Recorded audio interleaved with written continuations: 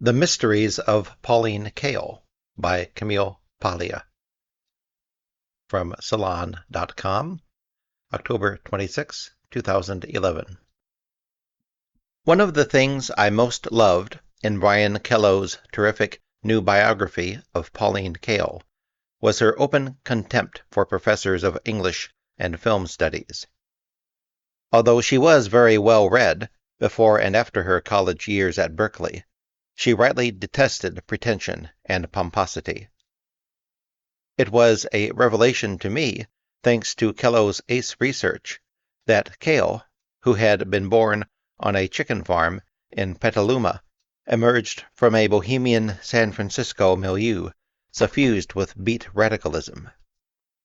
As I told Kellow on a recent panel on Kael at the New York Film Festival, this helped explain for me Kael's emphatic use of the colloquial American voice, which I have also striven to do in my writing on popular culture. I despise the phony, fancy-pants rhetoric of professors aping jargon-filled European locutions, which have blighted academic film criticism for over 30 years. Kael socialized with poets in San Francisco. On the same panel, film critic David Edelstein called Kael's writing jazzy, which is exactly right. It must be remembered that the beats were heavily influenced by bebop and cool jazz. Kael often uses abrupt, surprising syncopations in her writing that I would classify as beat. I remain stubbornly attached to the beat movement, which hugely influenced me in college. It's one reason I ruffled so many feathers to continue the chicken farm trope by my book on poetry, Break, Blow, Burn, which promoted the beat style and rejected the cringingly artificial, pseudo-philosophical meanderings of grossly overpraised contemporary poets like John Ashbery. Browsing through the Library of America's massive new collection of her writings, called The Age of Movies, I was stunned at Kael's range and power. Her voice, shaped by the American idiom, is still utterly fresh and dynamic.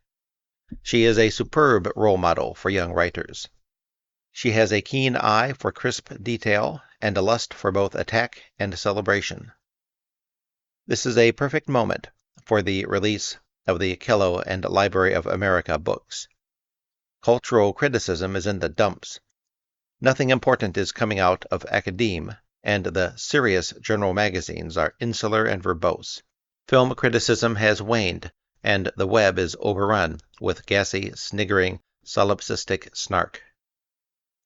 As I said at the panel, the two new Kael books struck me with special force, because I have just completed over 4 years of work on a book on the visual arts for Pantheon. In the process of my research, I was horrified by the degeneration of arts criticism in the past 4 decades.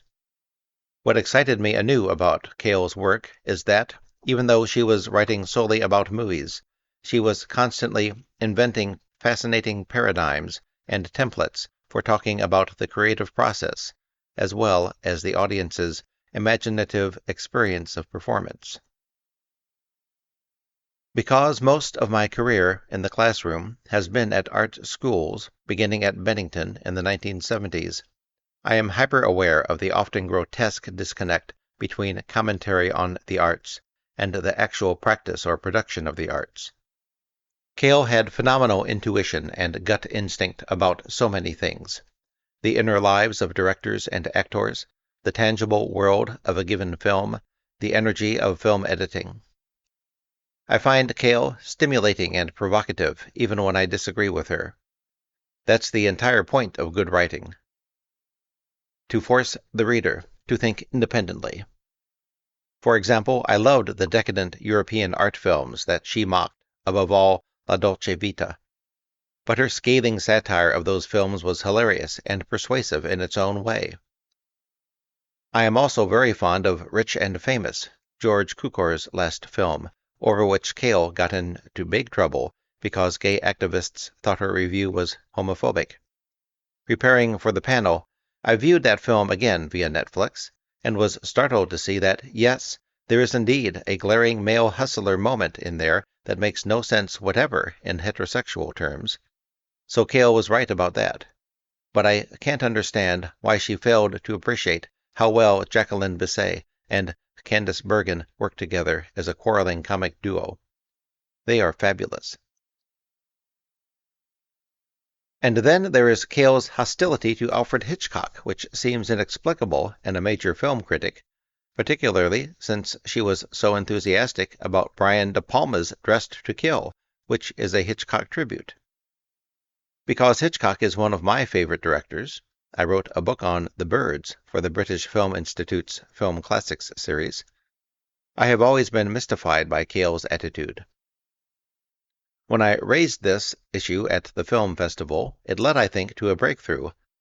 On the panel, director and screenwriter James Toback replied that Kael loved De Palma's active camera and that she tended not to like static, long-held shots, such as Hitchcock was known for. Eureka! One of the main reasons I am so drawn to Hitchcock is that he planned his shots way in advance on storyboards, which he designed like classic paintings. He was an art connoisseur.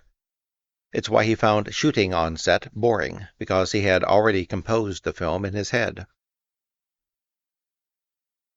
Then at the film festival dinner afterward, David Edelstein, who, like Toback, was a close friend of Kael's, told me in passing how he had often tried to get her to appreciate Mahler and Bruckner, whom she actively disliked.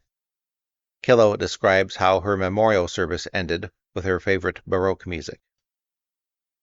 Second Eureka of the night, I instantly said to Edelstein that this must be another reason Kael disliked Hitchcock, because of Bernard Herrmann's lush, insistent, immersive, Mahler-like scores, which I adore and would describe as ecstatic and visionary.